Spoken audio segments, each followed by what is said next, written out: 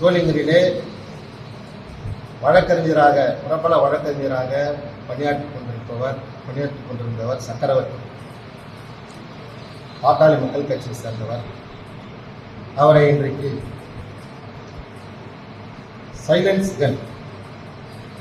Silence துப்பாக்கியால் அவர் இன்றைக்கு படுகொலை செய்யப்பட்டிருக்கிறார். ஆக இன்றைக்கு வழக்கறிஞருக்கு இந்த நிலை என்று சொன்னால் இங்க இருக்கக்கூடிய பொதுமக்களுக்கு பாதுகாப்பு ஒரு மிகப்பெரிய கேள்விக்குறியாக இன்றைக்கு எழுந்துள்ளது. இன்றைக்கு வழக்கறிஞர் சக்கரவர்த்தி இன்றைக்கு படுகொலை செய்யப்பட்டிருக்கிறார்.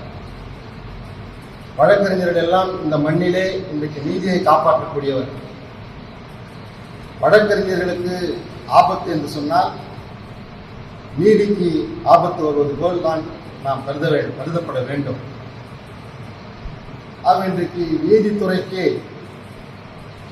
ஒரு மிகப்பெரிய பாதுகாப்பு இல்லாமல் இன்றைக்கு ஒரு அச்சுறுத்துகின்ற ஒரு சூழ்நிலை இன்றைக்கு ஏற்பட்டிருக்கிறது.